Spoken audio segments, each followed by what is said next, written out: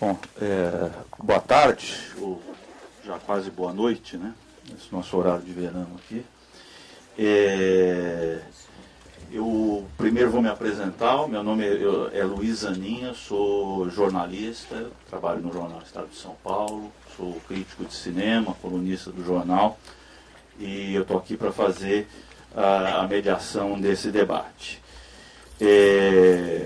Nós estamos dando início ao último encontro desse ciclo de debates, Ideias Online, que conta com a participação do Ministério da Cultura por meio da Lei Rouanet, e é uma realização do Centro Cultural Banco do Brasil. O nosso tema hoje é arte em tempo real. E para discuti-lo, nós reunimos o Luiz Duva e a Marina Persson.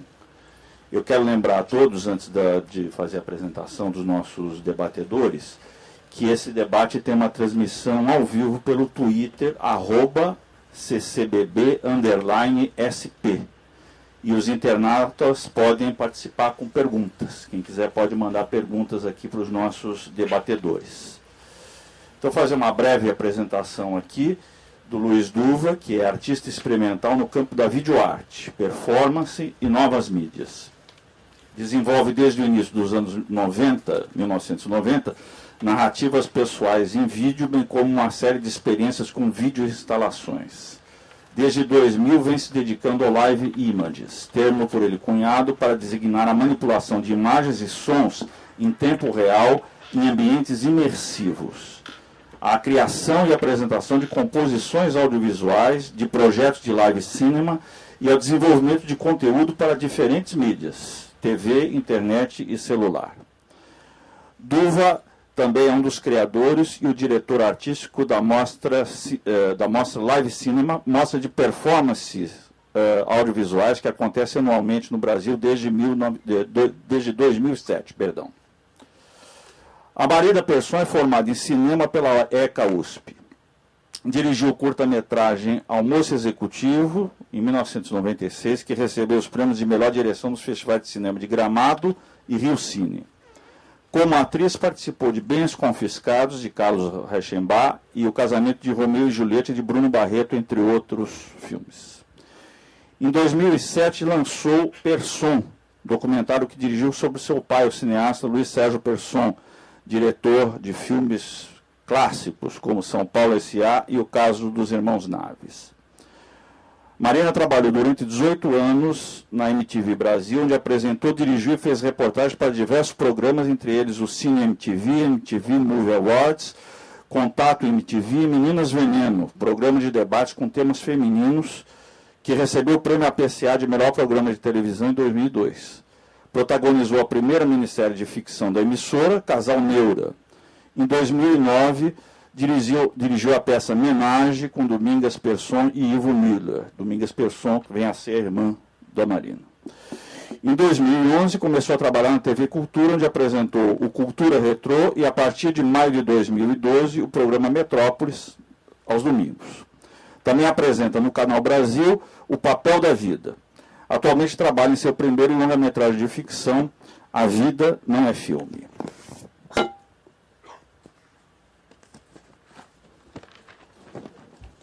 Bom, feitas as apresentações, eu passo a palavra então ao Duva, que vai nos falar sobre o seu trabalho, o live cinema, etc.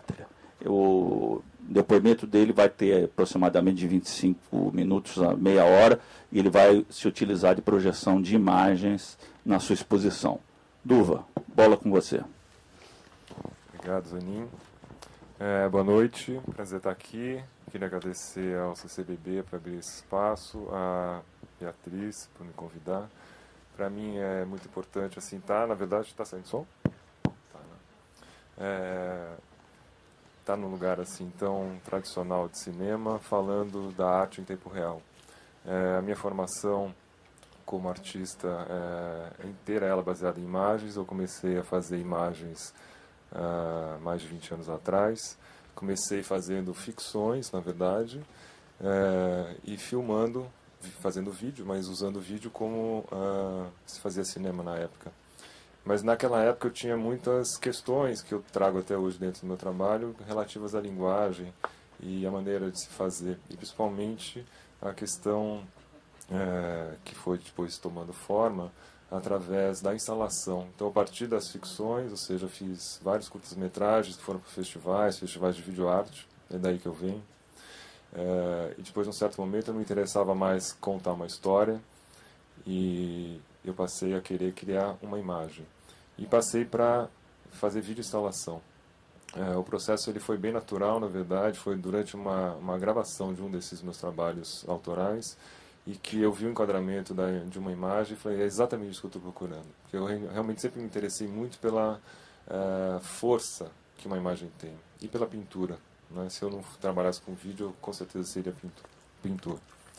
Ou seja, se eu morasse e vivesse em outra época, a ferramenta que eu utilizaria seria o pincel e a tinta, mas como eu nasci em 65, era um jovem aos 20 anos nessa época de 90, no início fim dos 80 e início de 90, e o que estava realmente à disposição era um meio eletrônico e a ferramenta era o vídeo.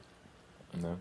Depois eu fiz durante muitos anos as instalações, até um dia que eu entrei na cena eletrônica de música eletrônica e me deparei com uma grande pista de música eletrônica, que nada mais eu tive esse entendimento, do que uma grande instalação imersiva e sensorial que estava pronta para eu poder usar o meu trabalho, ou seja, tentar equiparar a imagem ao som dentro de um ambiente imersivo. As minhas instalações, que nada mais são do que a possibilidade de você trabalhar com a imagem dentro de um ambiente, ou seja, você cria um espaço para que a imagem aconteça, não tão preocupado com uma narrativa, né? Eu me distanciei realmente desse percurso da narrativa linear, e comecei a usar a pista de dança também por um outro motivo, porque o circuito do qual eu participava era o circuito de galeria e de festivais. E a pista de dança tinha, e tem até hoje, um público, é um circuito enorme. Né? E foi muito interessante que durante anos, isso em 2000, e naquela época, eu comecei em 2000, a gente não tinha nem nome para cunhar para poder fazer esse tipo de apresentação. Ou seja, como chamar uma apresentação onde o vídeo, ou seja, o audiovisual, é todo feito ao vivo diante da plateia. É claro, se a gente for pegar a história, depois eu posso até falar um pouco disso, a história, dentro da história do cinema, o desenvolvimento do cinema ao longo do século XX inteiro, a gente tem inúmeras experiências, desde o início do século, passando por toda a parte de visual music, color music, órgãos de cor, até chegar na década de 60, e o trabalho de todas as vanguardas que fizeram uso, de alguma maneira, do audiovisual ao vivo, e ainda fazem de alguma maneira hoje em dia.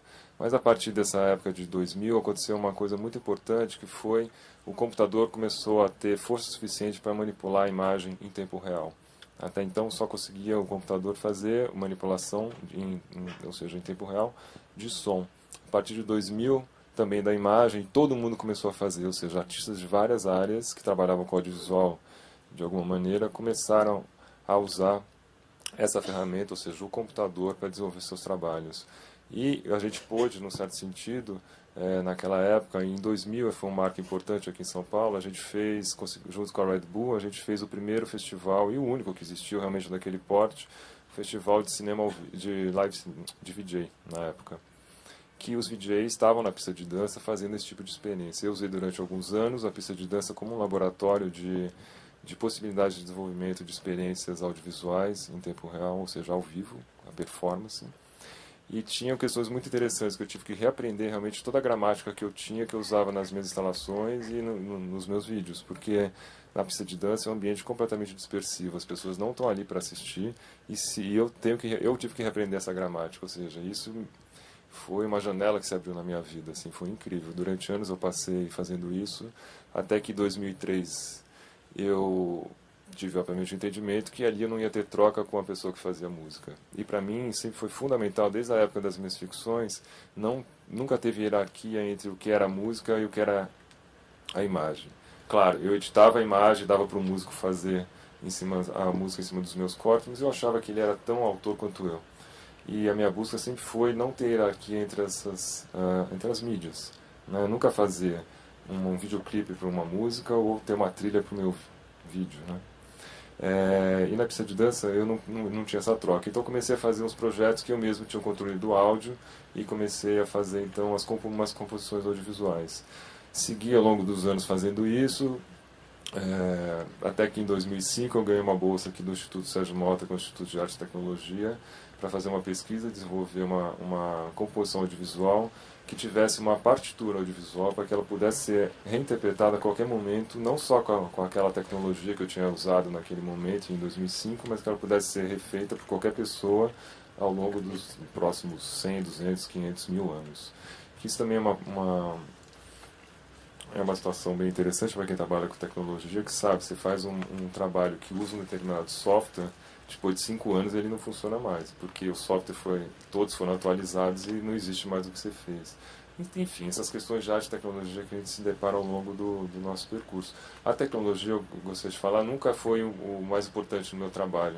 A tecnologia, na maioria das vezes, eu consigo fazer, inclusive, que ela nem esteja perceptível. É nisso realmente que eu acredito. O principal do meu trabalho, a base do meu trabalho é o corpo.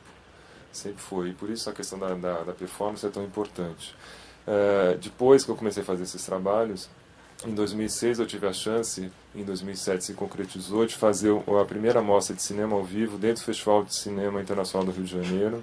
Foi o primeiro, a gente ocupou o Cinema Odeon, que é um grande cinema lá do Rio de Janeiro, um cinema bem tradicional, importante, e dentro da programação a gente fez uma programação especial de cinema ao vivo dentro do Festival do Rio. E essa questão dos nomes, ela é bem interessante. Na época a gente queria colocar cinema ao vivo, né? Eu e a Márcia, que é minha parceira nessa longa empreitada já de 6 anos e de 9 edições desse festival. E a gente não pôde porque a gente tinha o festival era patrocinado por uma tele. E a gente não podia botar o nome da concorrente, o Vivo. Então eu trouxe o nome Cinema ao Vivo, Live Cinema.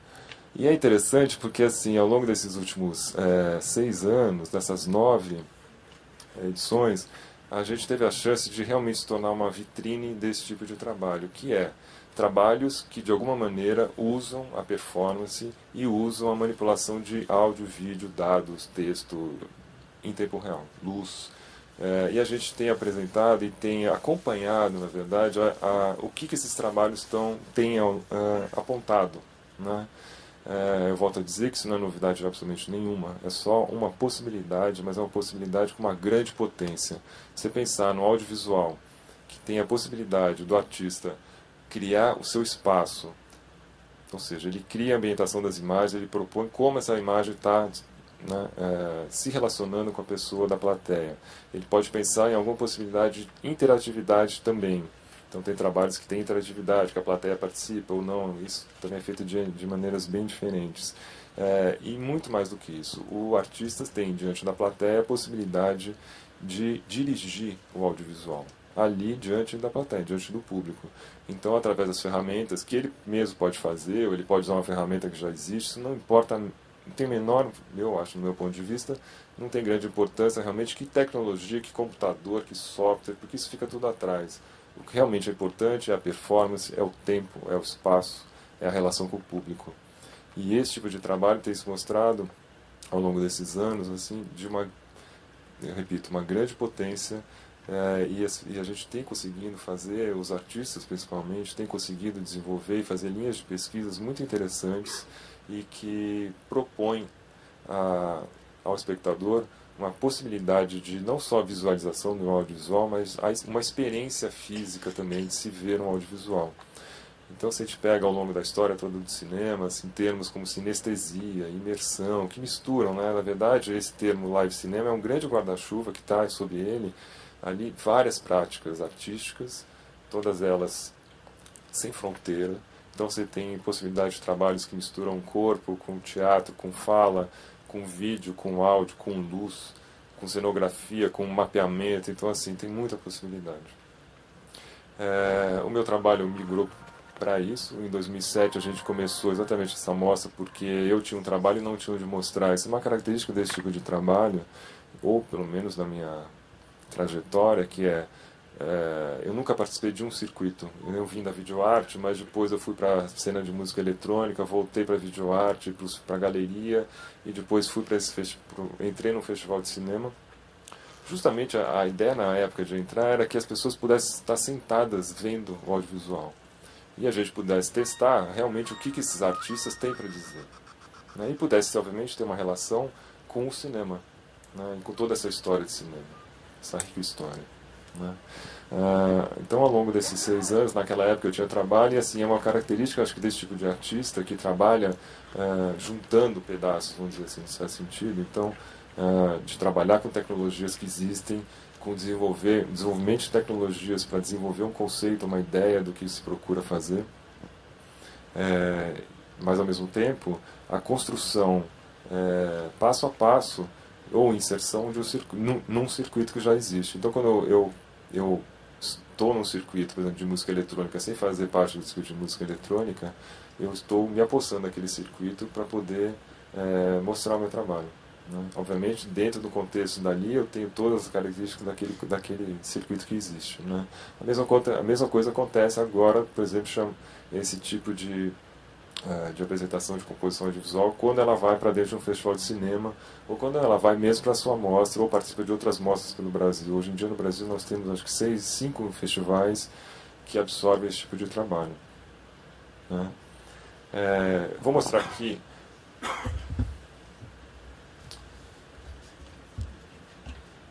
vou projetar isso.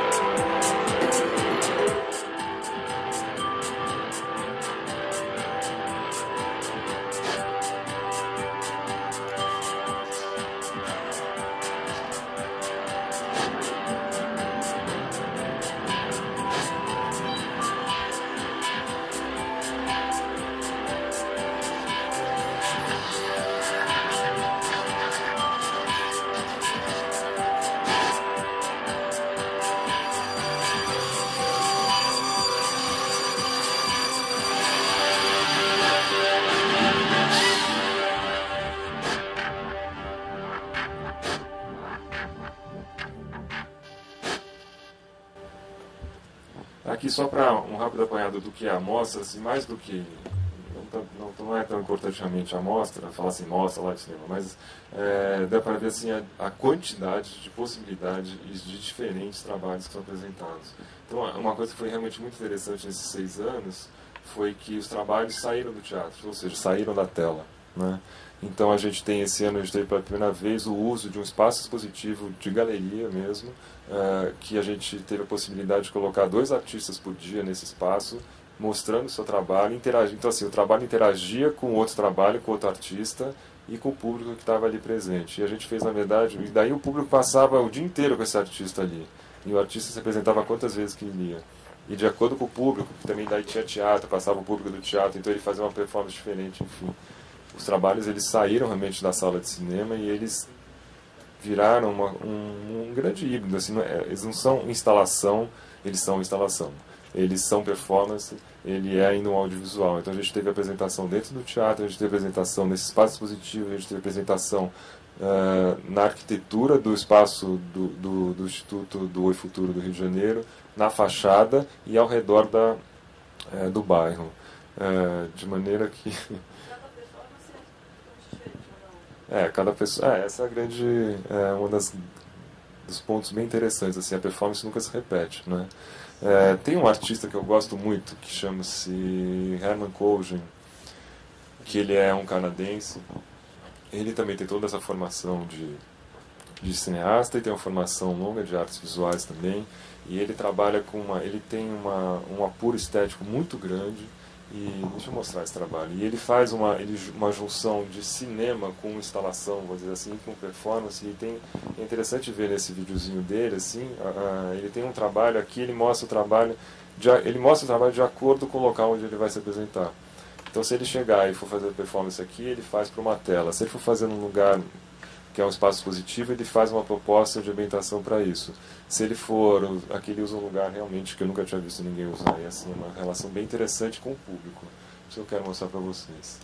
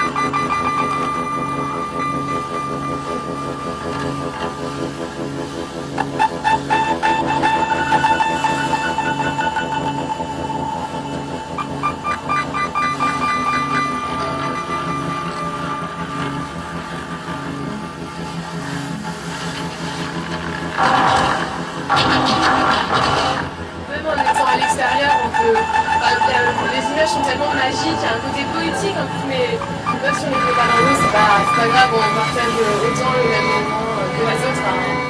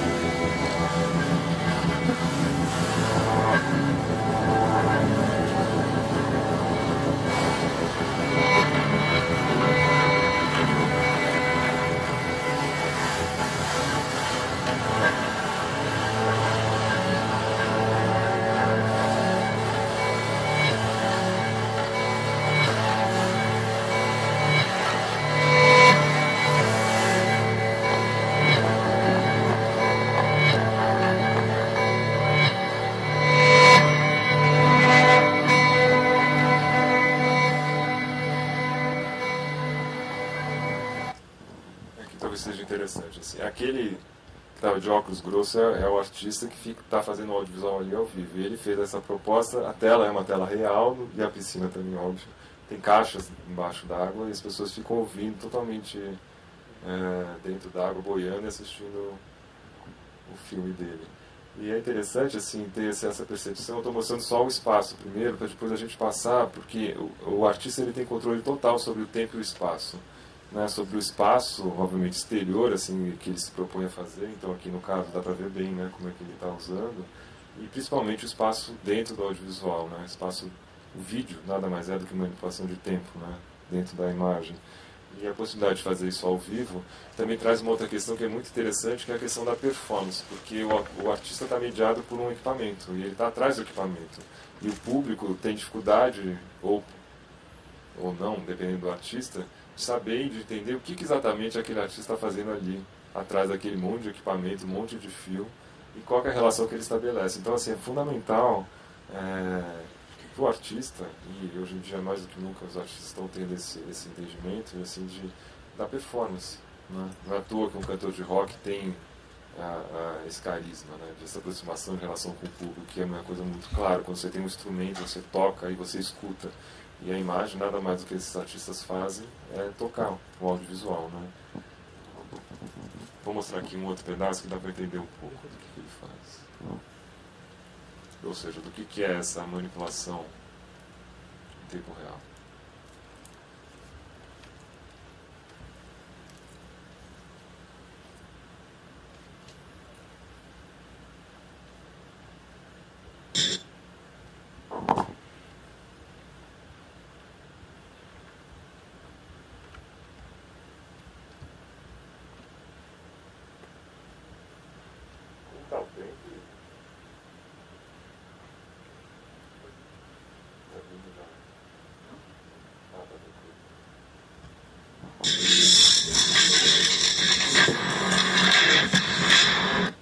Então, aqui é esse trabalho que a gente está vendo na piscina, que ele apresentou no Rio de Janeiro para uma tela monocanal. O que é interessante é assim, toda a parte sonora o artista está fazendo ao vivo também, está mixando toda a parte de toda a trilha, ele está mixando. Então ele vai para o caminho que ele quiser. E toda a parte do vídeo, ele mixa cenas e ele faz todo o andamento, ou seja, todos esses movimentos de corpo ele está fazendo ali no software dele. Então ele está realmente tocando o audiovisual, por isso que nunca se repete, né? E também por isso que tem alguns artistas que desenvolvem uma partitura visual, audiovisual, porque é que nem música, né? A gente fala improvisar, parece que qualquer músico chega e improvisa. Não, um músico para improvisar realmente ele tem que ser tem que ter uma base completamente sólida. E a gente quando improvisa no audiovisual também, a gente tem não só sob controle toda a gramática e a linguagem que a gente quer dizer para aquele trabalho, mas a gente também tem o software sob controle, né? E a partitura serve porque para a gente realmente tem hora que a gente possa até me perder na improvisação, mas eu sei um lugar que eu volto e retomo dali. E eu posso a qualquer momento mudar as peças em função da reação da plateia também. Isso que realmente faz a força desse trabalho. E você diminuir, isso é uma coisa que acontecia muito lá em 2002, naquela época dos DJs, que era o artista ele queria dizer uma coisa. E quando ele apresentava aquilo para a plateia, justamente por estar num ambiente tão dispersivo, a plateia tinha leituras completamente diferentes assim de uma pessoa para outra sobre o trabalho que estava sendo apresentado. E muitas vezes o artista ficava muito frustrado, né? Porque esse trabalho assim, você tem que entender que é a mesma coisa que fazer um audiovisual, um filme. Então você faz a produção, faz o roteiro, grava tudo, depois você vai para o seu estúdio, daí você começa a fazer a montagem, você escolhe o software que você vai usar, daí você desenvolve o aplicativo, aí você prepara as imagens dentro do aplicativo, você faz a trilha, você faz a mesma coisa, prepara um software que você vai apresentar, começa a ensaiar, ensaia, até a hora que você vai se apresentar pela primeira vez para a plateia. Então você tem o seu trabalho e a plateia nunca viu. Então, assim, o trabalho cada vez mais é de você diminuir essa distância entre estar no seu pensamento e o que você consegue apresentar, né? E isso é um trabalho de muita prática, né? De fazer. Realmente a performance é totalmente necessária. Porque o fazer faz a gente fez contato, né, com o público. O meu último trabalho começou, a primeira apresentação teve 70 minutos. E a última teve 35 minutos. A diferença. A última apresentação, depois de 20 apresentações, durante um ano, teve 20 minutos, teve 35 minutos. Então, assim, esse caminho dessa pré-estreia, que foi no Itaú Cultural, de 70 minutos até chegar nos 35 minutos, foi fundamental para o trabalho. E só a prática podia me dar isso, né? Então, vou passar aqui para vocês verem.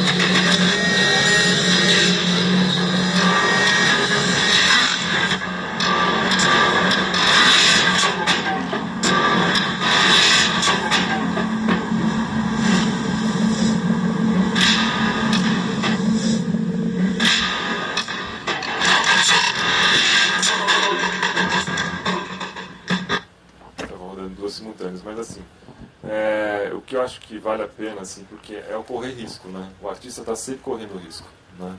E esse acho que é um ponto bem positivo desse tipo de trabalho.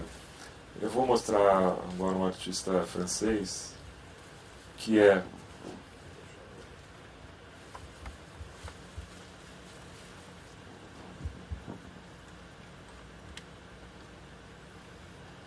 ele vai falar por si, uma abordagem completamente diferente desse tipo de proposta.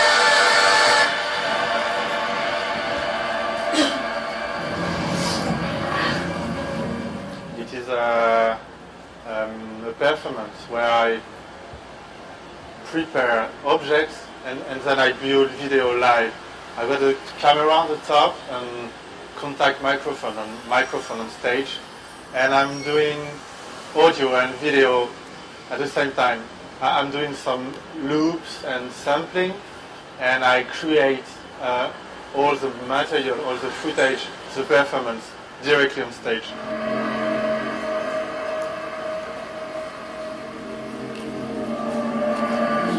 So technically it's really simple. I just play with objects, record sound and video, and then try to make something with. It's really easy. The principle is really easy, and you can see when you are in the audience, you can see me doing stuff, and then directly see the stuff on screen. So there is like a language between me, the screen, and the audience, because we were all in the same idea of the performance of the presentation.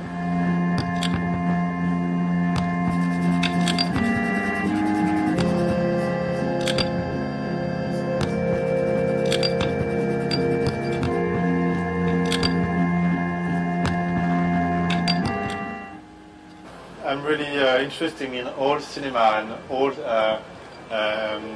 effects, you know, like Méliès or Norman McLaren, the Canadian, or even a lot of experimental artists and film. And I really want to say that you can do this live. It's not a question of, I mean, Méliès did all these effects of the cinema in 19th century, 20th century, early 20, with nothing, just a needle, just cables, it's really amazing. And really the concept is to bring the audience in this tricky FX cinema.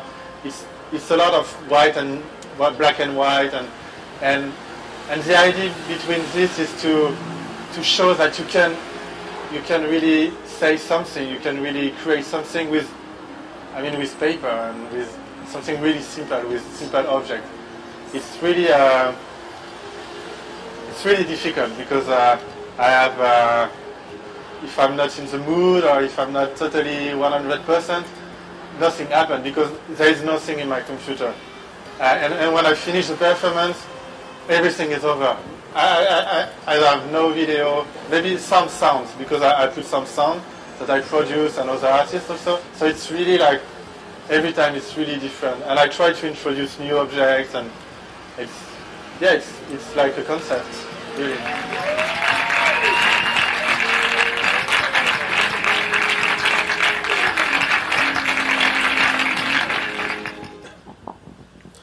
O trabalho do Hirohito, ele é bem didático nesse sentido, porque o público consegue ver exatamente o que ele está fazendo e ele passa os objetos ali pela câmera dele, e ele tem um software que trabalha com delay de imagem, e realmente o resultado é muito próximo do cinema antigo, assim, muito bonito, inclusive. Assim. Só para então, finalizar aqui minha apresentação rápida, para a gente poder ver esse chamarina e depois a gente conversar. Vou mostrar um trabalho meu que se chama Tempestade, que, fechando um pouco aquele link que eu falei do impacto da imagem, que realmente é importante para mim e para o meu trabalho.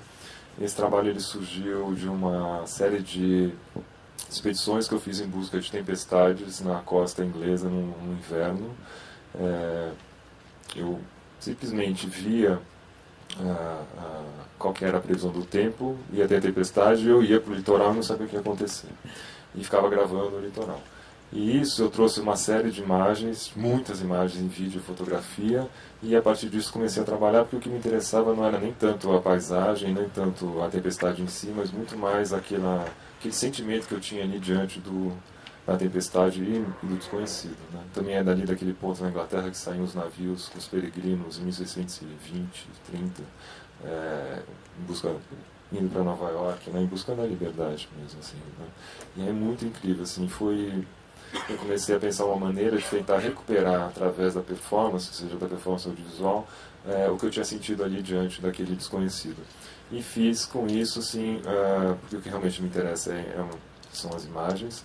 Eu fiz 2 videoinstalações, uma série de impressões fotográficas de 10 impressões em grande formato, médio formato, e fiz uma performance.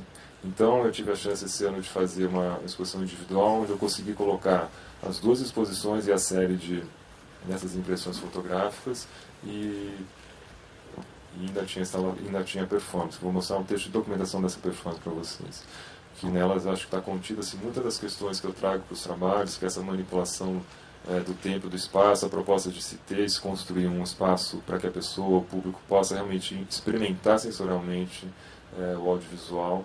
Eu uso também sempre a luz estroboscópica para que a imagem possa sair do seu suporte 2D de exibição e que ela possa, de uma certa maneira, também fazer parte do espaço.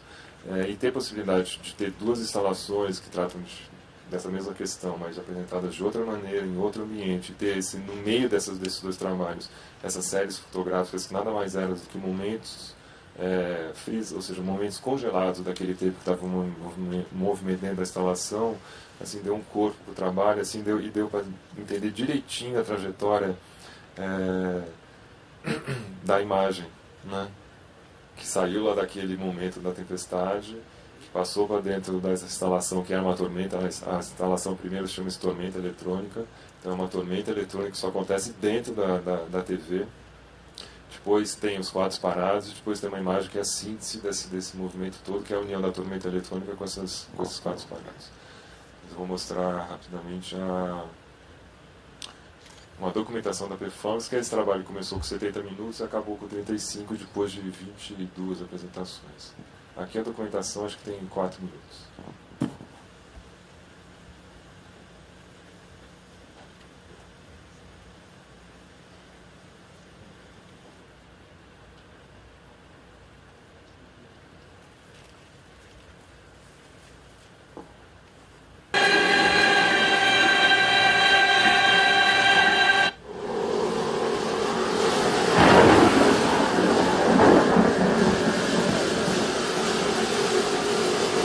Thank you. 「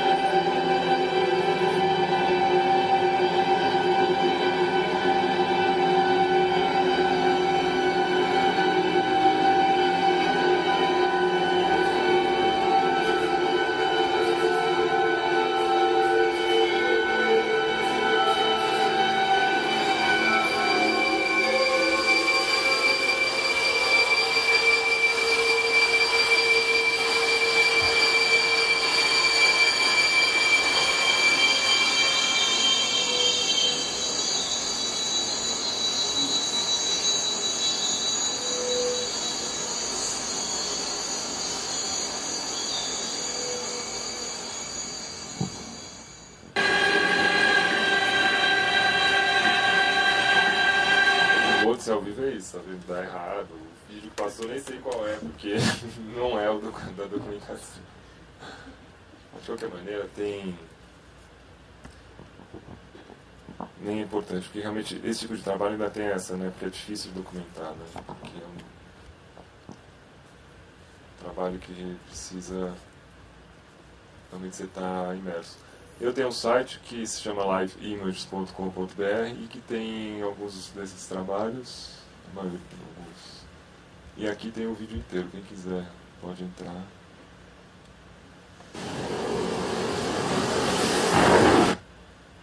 Que era o que eu deveria ter passado, né? Mas agora já foi. Aqui tem umas fotos que dá para entender assim. Então as pessoas ficavam deitadas na frente do palco, parte do público fica deitado bem embaixo da tela, parte do público fica nas cadeiras mesmo. E é interessante porque olha a diferença. Aqui foi uma apresentação aqui em São Paulo, então cultural. A primeira. Aqui foi a última, não nem foi a última, mas aqui é em Belo Horizonte, que tem, Belo Horizonte tem uma tradição assim, de videoarte, né, bem forte assim. E o público é bem diferente, dá para perceber, né? O público Itaú Cultural e lá, né? Não, é mó legal assim, porque você tem que lidar com essa situação ao vivo. No ao vivo você lida com isso, né? E esse trabalho assim, então eu lido com com todos aqueles pulsos que ficam na imagem. Na verdade são 2 canais de vídeo que eu fico controlando que vídeo, ou seja, que trechinho que eu quero de cada um. Eu marco a entrada e saída de cada um, tudo ao vivo, coloco todos os efeitos também ao vivo, controlo 2 canais de áudio e coloco o strobo também, vou tirando, e coloco o strobo na plateia também e tiro a hora que eu quero, assim, de maneira que você vai criando realmente uma peça audiovisual, né? É isso. Oi? Então, aqui, exatamente. Por exemplo, eu trabalho com arquivos que eu mesmo faço e coloco no meu computador. Mas, por exemplo, tem um outro trabalho meu que chama Suspensão. Que eu entrava em cena, o computador estava no chão, eu estava no palco e ficava pulando. E pulava, tuf, tuf, tuf, tuf, e nunca ia ficar suspenso.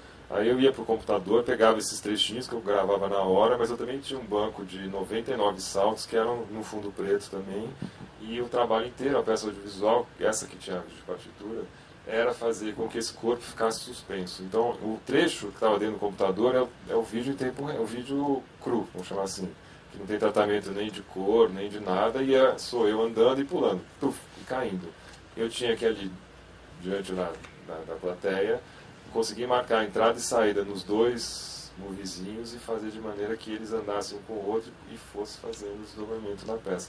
Esse aqui também, eu tenho acho que 300 pedaços que eu já pré-gravei, e só que eu também preparei eles de maneira que eu pudesse, são como se fossem samplers, né, de áudio, só que são de vídeo, e daí eu vou usando eles ali ao vivo. É que nem tem um software que chama, aquele Live, você deve conhecer, sabe, o Ableton Live. Ou seja, é um software de áudio que todos os músicos produtores começaram a usar de 5, 6 anos para cá, que ele faz, você não precisa mixar, ele entra em sync o tempo inteiro. Então, ou seja, todo mundo usa porque ele é perfeito para performance, né? E, na verdade, é usar esse pensamento em vídeo. Na verdade, é um pensamento que sempre teve no meu trabalho, que é tentar fazer... Não usar o pensamento de áudio para a produção de imagem e também para a manipulação de imagem, porque a gente está sempre preso, eu estou fazendo um concerto para laptop, estou fazendo uma peça audiovisual, ou seja, é o pensamento de música, né? E muitas vezes da música erudita e formal, né? Porque existe toda uma tradição, como existe toda uma tradição de cinema. Então é interessante você conseguir, dentro de um universo desse, pensar de uma maneira que não seja... Ou seja, que proponha um passo a mais. Né? Esses trabalhos todos que fazem isso, propõem um passinho a mais em uma reflexão sobre o que é feito, sobre o que já foi feito tudo ao longo da história do audiovisual, do cinema, da arte, né? Da humanidade. Vem cá.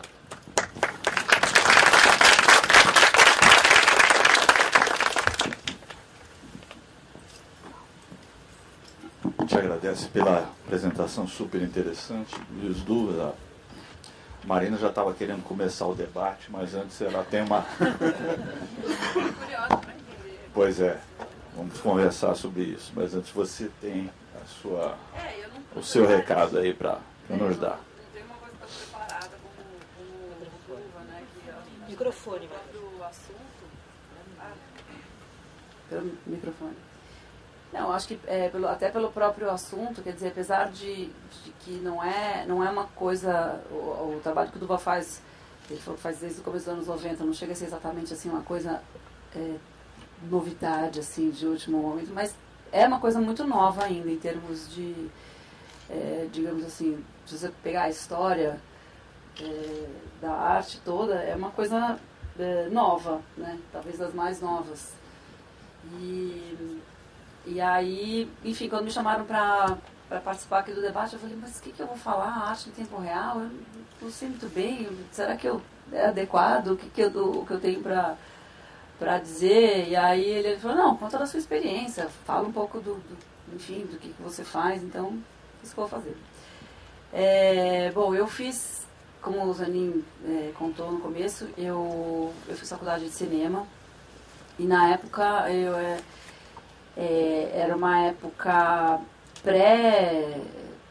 não era pré-vídeo, quer dizer, já existia o VHS, já existia o Matic, já existia o Beta, já existia alguns suportes de vídeo, mas assim, era uma época em que o cinema, quando você fazia cinema, você trabalhava exclusivamente com película, com o cinema, com moviola, que são aquelas máquinas de edição que cortam com tesoura mesmo, colam com durex. É um outro tempo, né? Então, na época que eu fiz faculdade de cinema, a gente, todos os exercícios, todos os trabalhos de conclusão de curso e as perspectivas, as nossas perspectivas de trabalho na época eram para isso, para cinema.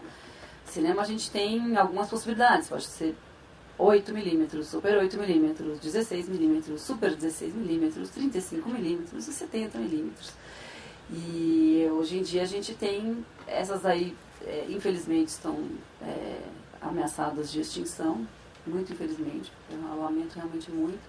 E a gente tem outras tantas aí que surgiram, que apareceram, e que são consideradas assim, boas o suficiente para substituir o caro, né, do cinema, que realmente o cinema feito em película é muito artesanal, muito caro, demorado, né? Então, só para vocês terem uma ideia, é bem o contrário, acho que do que o Duva faz, assim, porque a gente, na época, assim, o cinema feito em película, você filma agora, aí você manda aquilo para um laboratório, demora no mínimo um dia para aquilo ser revelado, e eles fazem um copião, eles passam aquele negativo para um positivo, e aí você tem que projetar para você ver. Quer dizer, um processo totalmente demorado e pelos dias de hoje, assim, né, pouco conveniente, assim, para a pressa das coisas, né, mas eu, por exemplo, trabalho hoje na TV Cultura, numa emissora em que grande parte do arquivo dela é todo em película, e que é maravilhoso, né, vira e mexe a gente encontra, assim, outro dia foi centenário do Adoniran. E aí a gente, vamos botar aqui que a gente vai pôr, não sei o que, daí foram lá buscar no arquivo que tinha um material dele, assim, tocando no estúdio, acho que não era nem do Fernando Faro do Ensaio, que é um programa tradicional de música da TV Cultura, era uma outra coisa, dele tocando em película, naquela textura anos 70, sabe, aquela coisa meio Technicolor, assim, uma coisa super bonita, preciosíssima. Você fala, nossa, isso aqui não vai ter mais, né? Não vai ter mais, né? Por mais que a gente goste de Instagram, de ficar reproduzindo essa estética que a gente tinha naquelas máquinas de fotografia antigas, né? Você vê, esses aplicativos todos de computador, de celular, não sei o que, todo mundo fica meio saudoso, querendo fazer de novo, não, o Polaroid, o Super 8, não sei o que. Aquilo lá, enfim, de fato existiu, né? E quem tem a sorte de ter algumas fotografias de infância dos anos 70, que eu tenho, porque eu sou dos anos 70, tá lá, tudo, né, aquele Instagram original, não é uma coisa feita no telefone. Então, bom, tudo isso para dizer que eu vi a transformação do que seria a proposta de se fazer cinema na época que eu fiz faculdade para hoje, né? Então, os primeiros exercícios que a gente fazia, todos eram em 16mm montados na moviola, e aí era esse processo que eu falei mesmo, longo, demorado, trabalhoso pra caramba, porque você tinha que cortar, corta mesmo, com uma guilhotininha, cola com a coladeira, aí você tem que fazer uma mudança, você tem que fazer a mudança daí no rolo de imagem, aí no rolo de som número 1, do rolo de som número 2, do rolo de som número 3, é uma coisa muito muito artesanal, né, um trabalho muito manual, assim, e muito demorado, né, muitas vezes. Então, já no começo dos anos 90, eu fui, apesar de ter feito faculdade de cinema e de querer muito trabalhar só com cinema, por questões da economia do país, da política do país, a gente teve o Collor, o plano Collor, o fim da Embrafilme, etc, etc, eu fiquei sem emprego e acabei indo para a MTV, meio que para ficar um tempo lá, para pagar minhas contas e tal, mas o que eu queria mesmo era fazer cinema. Fazer um programa de cinema na MTV e tudo mais, e acabei ficando lá 18 anos. E nesses 18 anos que eu fiquei lá, enfim, eu entrei em contato com um mundo que era totalmente diferente das moviolas e das películas e dos laboratórios de revelação. E já entrei direto, sei lá, né, na era da tecnologia rápida, do vídeo e da coisa, enfim, ainda não era, a edição ainda não era no computador, ainda era uma edição linear, então também era mais trabalhosa, mais demorada do que o que a gente tem hoje em computador, que realmente é muito mais rápido, muito mais prático, muito, né, enfim, tempos acelerados que a gente vive. E fui vendo, paralelamente a isso, que o próprio fazer cinema se democratizou muito, né? O que antigamente a gente só conseguia fazer em película para ser exibido no cinema e tal, hoje em dia as pessoas fazem, né, está caindo de moda ainda bem, essa coisa de fazer filme celular, não sei o que, eu não gosto, eu acho que, enfim, acho legal como exercício, por um momento, tudo mais, mas não acho que esse seja um suporte, enfim, bonito e permanente, uma coisa que você faça só isso, né? É muito legal que as pessoas possam captar suas imagens, editar suas coisas, enfim, e se expressar, né? Usar uma câmera que capta imagens como meio de expressão. Acho que tem esse lado bom.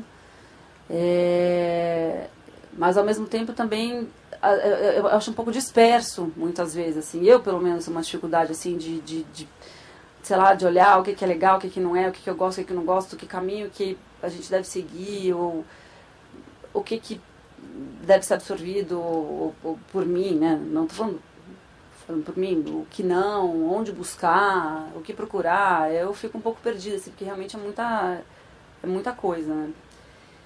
E eu acho que, não sei, para mim, o que talvez o grande ganho dos tempos modernos em relação ao que o cinema absorveu das novas tecnologias, em primeiro lugar, eu acho que é isso, eu acho que é a democratização. Você consegue baratear muito os custos fazendo cinema em outros suportes que não a película, porque você faz as coisas mais rapidamente e enfim. Mas eu acho que tem algumas coisas que não mudaram, né?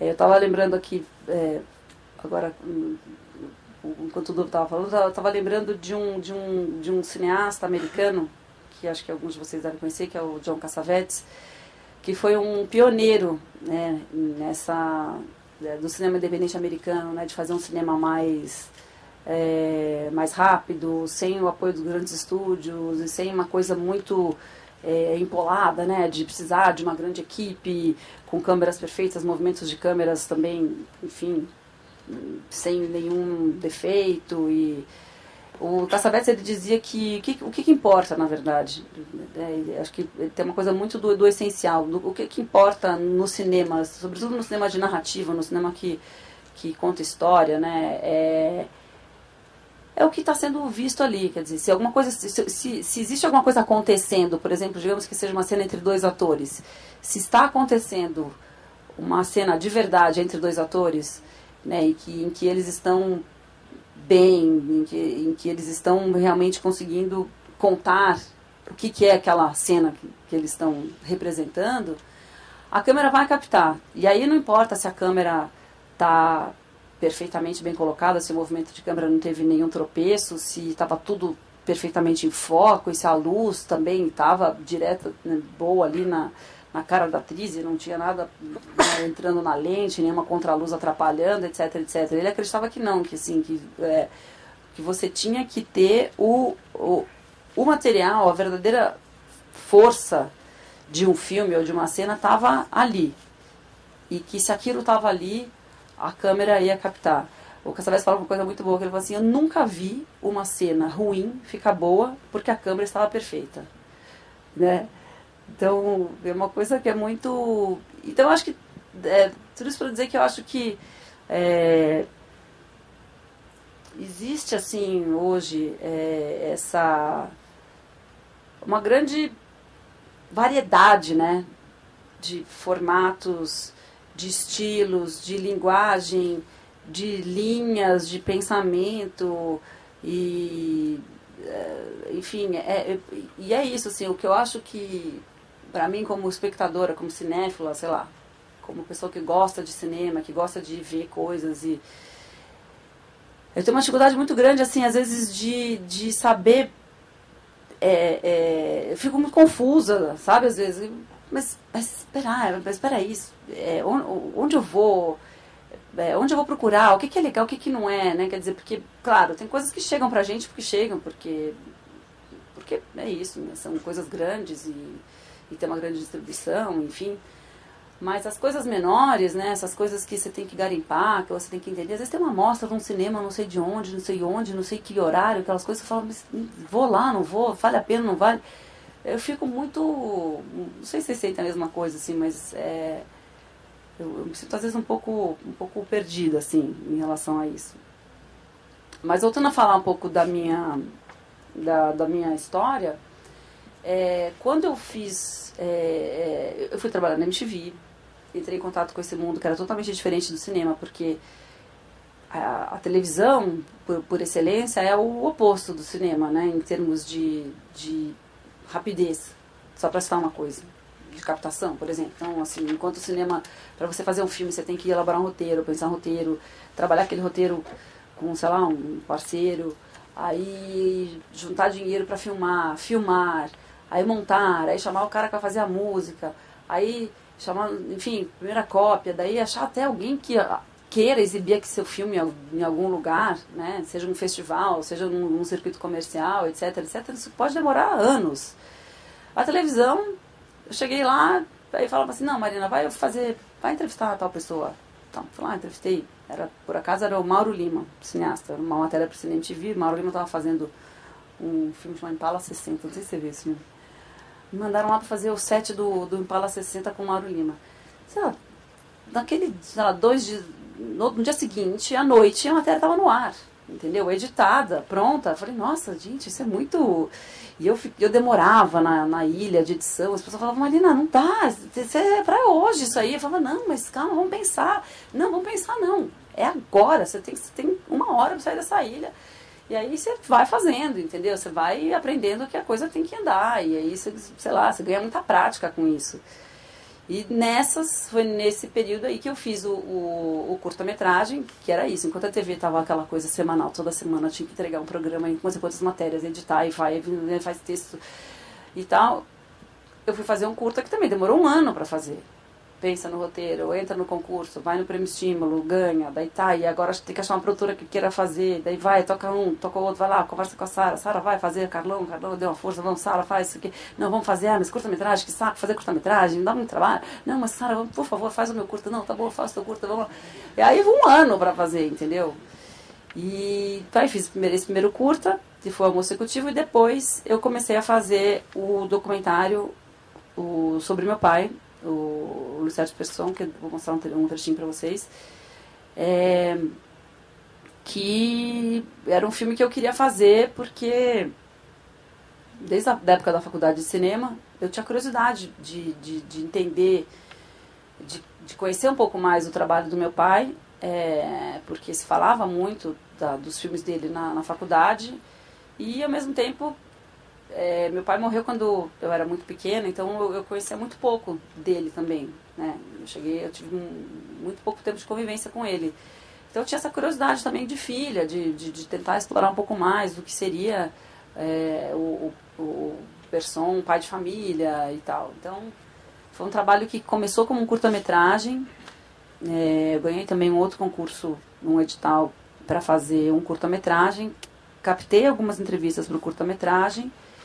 E aí quando eu editei, eu falei, não dá, isso aqui tem muita coisa, não dá para falar em 15 minutos, eu preciso de mais tempo. E aí parti para uma empreitada aí que demorou no final 8 anos, entre a primeira entrevista e a cópia pronta, a cópia do longa-metragem pronto, para fazer daí esse filme como um longa-metragem. E já nessa época, só para falar um pouco mais dessa coisa do formato, do suporte, né, da tecnologia, eu filmei as entrevistas todas em Super 16 milímetros, que é um formato que hoje em dia acho que quase não é mais usado, quase. Até é usado para longas metragens, para depois você ampliar para 35 milímetros, mas enfim. Eu filmei as entrevistas todas em Super 16, o que é muito caro. E muitas pessoas me falavam, não, você tem que terminar isso em vídeo, faz as outras entrevistas em vídeo, faz logo, termina de uma vez, fica aí querendo essa coisa de cinema, não sei o que, e passa na televisão e pronto. Eu falava, não, eu quero esse filme feito em película, eu quero a última cópia dele feita em película e eu quero que ele passe no cinema. Porque pra mim não fazia sentido eu fazer um filme sobre um cineasta, sei lá, só para passar na televisão. Eu acho que a televisão é um ótimo meio. Inclusive, uma das versões do filme é para a televisão. Tem uma versão de 52 minutos que passou na TV Cultura, passa ainda na TV Cultura. Mas eu queria uma versão para o cinema. Porque acho que tem uma coisa do cinema, diferente também da televisão, que é essa sensação assim, de você entrar numa sala, as luzes se apagam, a sala fica escura, você vê a coisa projetada numa tela desse tamanho, a tela grande, o som grande e tudo mais. É um tipo de entrega do espectador que é completamente diferente da televisão, ou do home theater, ou de sei lá o que, entendeu? Tanto que eu tenho muita dificuldade de ver filme em vídeo. Eu vejo por comodidade, às vezes, por necessidade, aliás, mais do que comodidade, porque pra mim não tem nada mais cômodo do que num cinema, eu adoro, eu não ligo parar o carro, fila, tudo bem, daqui a pouco eu tô lá dentro, eu e aquela telona, eu adoro. E... Por que eu falei isso? Porque eu queria que o filme fosse feito pra tela. E aí, por isso foram-se 8 anos aí nesse processo todo. Aí eu queria vou pedir pro Cícero passar então passa o promo, Cícero, pra mim, por favor.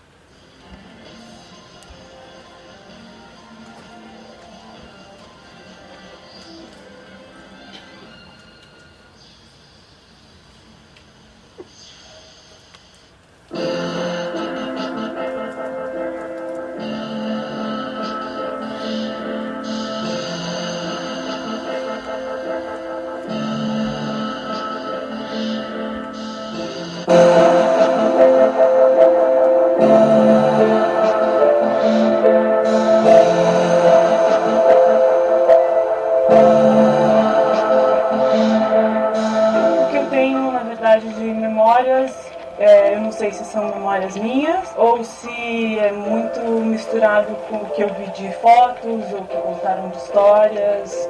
Foi muito duro mesmo. Mais duro ainda foi contar pra você e pra amiga. Eu acordei, fui pro quarto da mamãe, abri a porta, a amiga estava sentada com a mamãe na cama, e ela falou, papai morreu.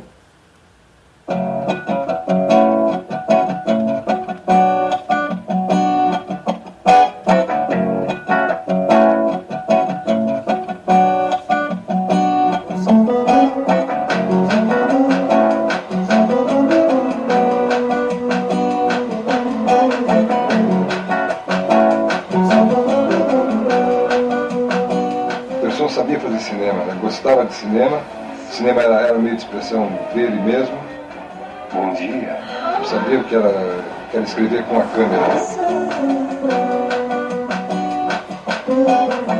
Eu acho que se em determinados momentos essa minha pendência, esse meu gosto pelo aspecto sociológico transpareceu em 2 filmes, nada me impedia também que eu me divertisse, que eu fizesse um cinema como Panca de Valente e Cassis Jones.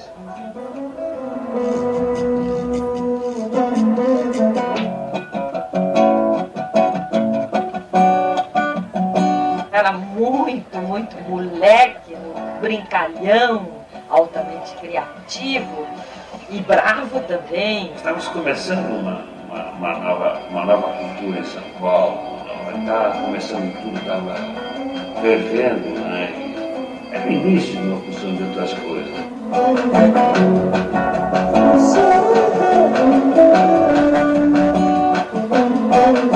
Então a gente não admitia a inautenticidade, a hipocrisia, a mentira. Isso aí era uma coisa, eu diria até da geração, mas nele era essencial. Você sabe que eu vou abandonar a publicidade, né? Eu falo assim, o que é isso? Pessoal, não vou abandonar a publicidade. Eu queria aproveitar e mandar você pra puta que eu pariu. Todo mundo sabe disso, que não existe um publicitário que não seja gênio, não é verdade?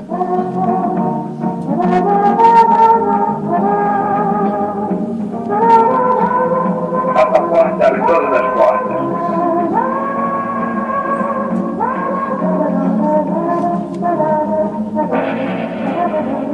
Já viu, né?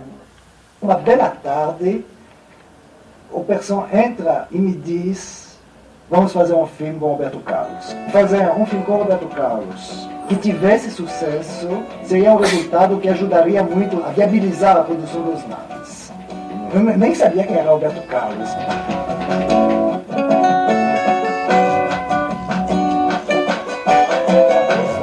Nesse momento eu estava reduzido a zero, sem dinheiro, com uma filha, morando num cubículo, e eu tinha que recomeçar tudo.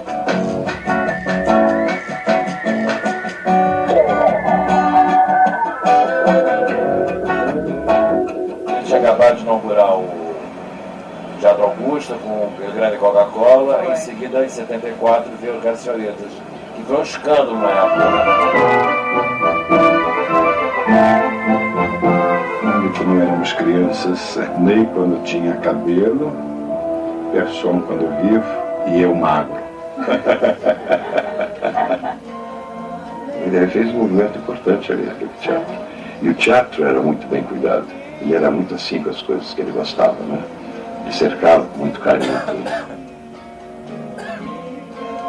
O cinema que me trouxe um pouco do meu pai, né? Porque eu conheço mais meu pai por causa do cinema, por causa dos filmes que ele fez, né?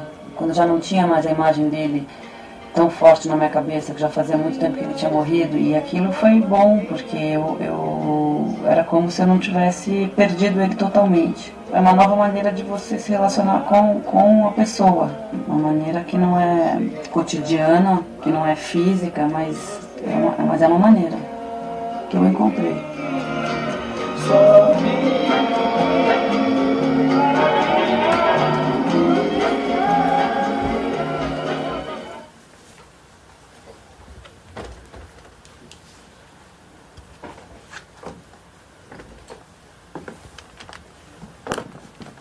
Bom, é isso. Era só para mostrar para vocês, para quem não teve oportunidade de ver um pouquinho do filme. E... não sei bem, talvez a gente pudesse abrir para debate. Acho que as coisas vão surgindo, né? Legal. E aí a gente fica com tempo para ouvir as perguntas do público, né? Acho que tem um material muito rico aí para a gente refletir sobre ele. São duas trajetórias muito ricas dentro do campo do audiovisual, diferentes entre si. Então eu gostaria de abrir para vocês, para ver se vocês querem começar a conversar com os nossos convidados aqui. Já tem uma pergunta aqui. Eu não sei se precisa... o microfone então. Se, por favor, se identifique o seu nome, então. Boa noite, meu nome é Fernando. Pergunta para o Duva, porque o tipo de trabalho dele seria bastante propício para a inserção de material subliminar. Você tem alguma opinião sobre esse tipo de assunto? Algum anunciante já sugeriu, olha, de vez em quando coloca a nossa marca? Já teve alguma coisa nessa linha ou nunca? E você tem alguma opinião formada sobre o assunto? Sobre as mensagens subliminares ou sobre a propaganda inserida no trabalho? A gente já teve na época do... Estava falando em 2012, quando a gente fez aquele evento, que foi um festival de VJs, né? Então, naquela época, eu fui que nem a mostra de cinema. Juntei as pessoas que já faziam e os que estavam começando a fazer. 6 meses depois, aqueles artistas estavam fazendo tudo. Do que eles faziam normalmente, da festa mais porão à festa mais mainstream, chama assim. E a gente começou a se deparar com esse tipo de coisa, por exemplo, no Skull Beats, que era um evento, acho que ainda tem até hoje em dia, e naquela época, em 2002, 2003, assim, em 2004, eles começaram com tinha que inserir a propaganda deles no trabalho artístico. E daí foi teve uma discussão, mas assim, a gente não teve força assim para... particularmente, eu dentro do trabalho artístico eu não sou favorável. Obviamente, se vier antes ou se estiver dentro de um contexto, desde que a marca também não seja conflitante com o que está dentro do trabalho, eu não vejo problema. Mas eu também já teve também artistas usando, obviamente, muitas questões, frames subliminares, né? E até de maneira muito de uma coisa mais de guerrilha e tal, assim. E acho que isso, o formato do audiovisual, o Clube da Luta tem um pouco disso também, né? Então, enfim. Isso.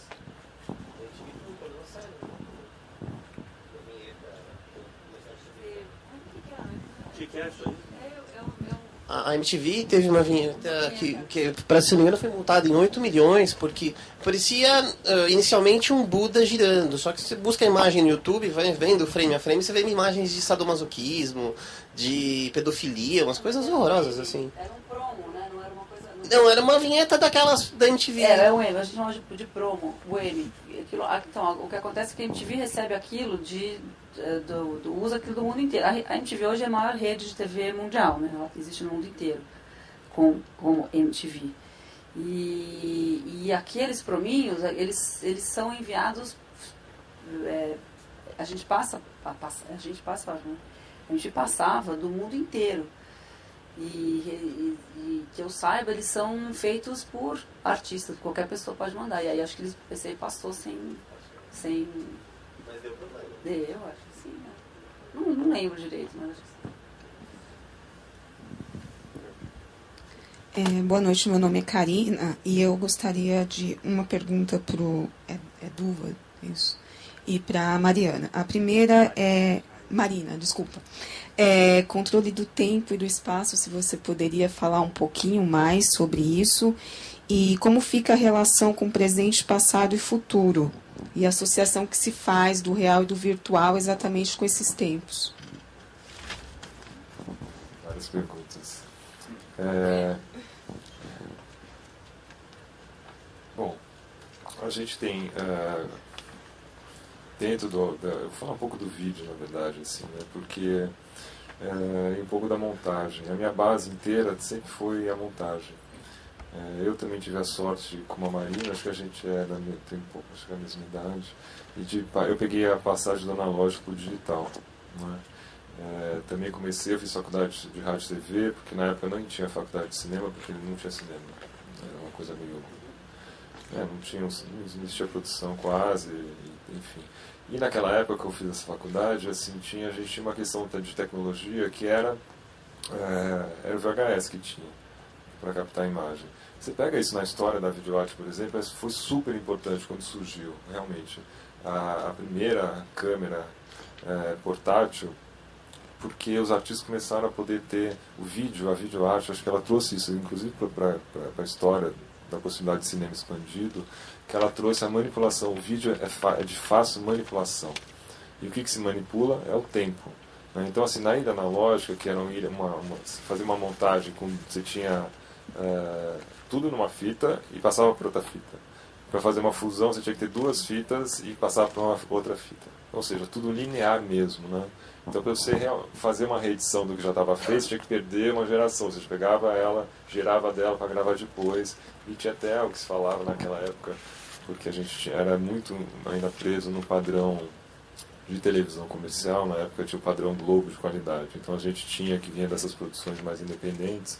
Tinha esse problema que o vídeo da gente, se não tivesse no padrão de vídeo tal, não passava na TV. Já não ia passar, mas enfim. Dessas questões sempre tiveram presentes. Quando eu tive a chance de, em 98, passar para a ilha analógica, mudou completamente a questão de relação com esse tempo linear. Porque uma das questões que sempre me interessou, como eu disse, foi a construção e criação de uma imagem que fosse forte o suficiente para ter nela contida uma narrativa, que a fotografia faz isso, a pintura faz isso. Na ilha analógica digital, eu comecei a conseguir. Porque na ilha analógica eu não podia nem deixar a imagem parada, porque gastava a cabeça do VT, e o VT custava uma fortuna, e não tinha medo de deixar em pause. Para fazer um slow numa ilha analógica, um equipamento custava $70 mil. Só para fazer um slow motion. Isso é interessante porque você pega a história da televisão, do cinema, você vê que a tecnologia que foi usada, o software ou a máquina, ela está diretamente ligada à linguagem que foi usada naquela época. Né? Então, o slow motion, quando você pega em 99, o Matrix, todo mundo começou logo em seguida a publicidade, a TV, todo mundo fazia slow motion porque aquilo estava disponível dentro de um software que não custava mais $70 mil. Né? Mas então a manipulação do tempo, graficamente, na ilha digital, ela está muito presente, e para mim começou tudo por acaso, porque eu deixei o cursor parado e aquilo tinha uma força tão grande, quando eu dava play num tempo linear, aquilo não se perdia. Ou seja, então meu trabalho começou a tentar recuperar de alguma maneira a força que essa imagem tem, mas que através da soma dos frames, ou seja, 30 frames por segundo, aquilo se dilui. Por isso que existe a montagem no cinema, na TV no audiovisual, para você recuperar gramaticamente o que você quer, para onde você quer direcionar, o que você quer destacar. Né? E eu sempre me interessei muito por tempo interno de cada frame. Então, na ilha analógica, quando eu montava, eu me interessava muito por a ligação de um frame no outro. Então, eu realmente passava horas editando porque a máquina fazia um preview, né? Ela sincava, voltava 5 segundos, soltava, aí você via o corte. Aí você decidia, se queria ou não, você apertava de novo, ela fazia. E para mim era como se eu brincava de abrir um cofre, assim, porque eu me interessava muito com o movimento dentro do frame, de um frame puxando o frame. A história, né? Teoria de montagem, falo de Eisenstein, tal. Qual a possibilidade dessa ilha analógica? Outros tempos se abriram. Eu acredito muito no tempo não linear, eu acredito num tempo que é cíclico, que é circular, mas isso na vida. E a possibilidade de trabalhar com esse tipo de manipulação, eu uso sempre essa palavra, né? Porque na verdade o que você está fazendo no software? Você está alargando esse tempo. Né? No trabalho de vídeo, o que eu faço nada mais é do que testar esses limites que o meio me dá. Então, assim, eu estou sempre preso numa tela. Que maneira eu posso usar para fazer com que essa imagem saia da tela? Porque eu preciso de um suporte eletrônico. Tudo isso que a gente faz é incrível, é maravilhoso, só que precisa ter eletricidade. Se não tiver, então assim, a gente realmente está muito na idade da caverna ainda. A gente podia voltar para as sombras, porque não tem grande diferença num certo sentido. Né? Quer falar um pouco? Ela tem uma pergunta, outra. Não, mas dando um nó assim na cabeça. Não, mas bate muito assim, faz uma conexão, acredito eu, né? Na década, você falou um pouco da década de cinema e no cinema feito por películas, a gente podia falar que isso é virtual? O cinema feito em películas é virtual? Na década de 70 ou não? A gente pode usar esse termo virtual como... Não. Porque o Levi, ele fala um pouco disso, né? Ele tem uma frase que ele fala, o virtual não se opõe ao real, mas sim ao atual. Então, como fica essa conexão? Pierre Levy. Ele fala um pouquinho disso. Aí, quando você coloca a questão da película, é só uma inter-relação que eu gostaria de fazer com os tempos mesmo e com o domínio do espaço e do tempo. Quando você fez a primeira pergunta para o Duva, o que me veio na cabeça... Eu acho que você podia comentar também a primeira Então, exatamente, o que eu pensei, o que eu pensei talvez responda a sua pergunta de uma maneira indireta, que é a seguinte. Recentemente a gente viu um filme, vou dar um exemplo, você viu, né? A gente viu na Mostra Internacional de Cinema, passou esse filme chamado No, do Pablo Larraín, que é um filme que fala de uma época em que as imagens disponíveis, e ele queria misturar o documental com o real, as imagens disponíveis eram todas, ou a maioria delas, feitas em Umatic. Umatic era um suporte que não existe mais, um suporte chatíssimo de trabalhar vídeo também, enfim, que na época era muito prático, muito barato e tal, mas que caiu em desuso. E na época que eu fui trabalhar em televisão, aquilo já era assim, a Ilmatic era aquele mico, sabe? Você fala, não, sobrou aquilo pra mim, sabe? Era um horror. Duva deve saber, é um horror trabalhar em Ilmatic. E o que aconteceu? O diretor resolveu optar por filmar em Ilmatic para poder casar as imagens que ele tinha novas com as imagens antigas de época. E aquilo custou um dinheirão, deu um puta trabalho, enfim, tudo isso para ficar com essa carinha que eu chamo de Instagram, né? Hoje em dia é isso, as pessoas têm essa coisa, né, com essa estética desse parecer antigo, de tentar recuperar uma coisa, uma memória que elas nem têm, porque tem quem gosta, a maioria das pessoas que gosta desse lookzinho gastinho do Instagram não era nem nascido na época, né?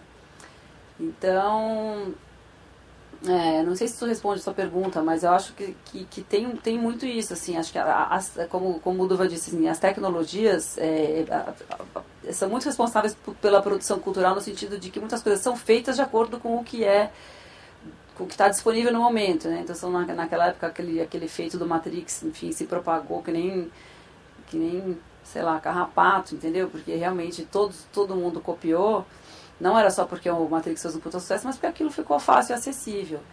E quando você tenta, daí, recuperar uma espécie de outra época, de tempo que já foi, enfim, pela estética, você vai atrás do que era a tecnologia na época, né? Então, não sei. Não respondo exatamente essa pergunta, mas foi o que me veio à cabeça.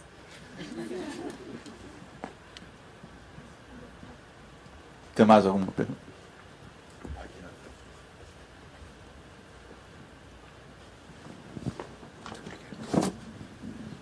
Meu nome é Edson. Eu gostaria de fazer uma pergunta para a Marina, que obviamente eu estou nessa turma que o fenômeno da nostalgia é um fenômeno mundial mesmo, né? Teve até um filme que tenho certeza que vocês assistiram, é o Adeus Lenin, né? que ele fez um sucesso sem paralelos à época, porque justamente ele soube retratar, né, essa nostalgia, e que às vezes a pessoa nem tem essa, como a própria Marina falou, né?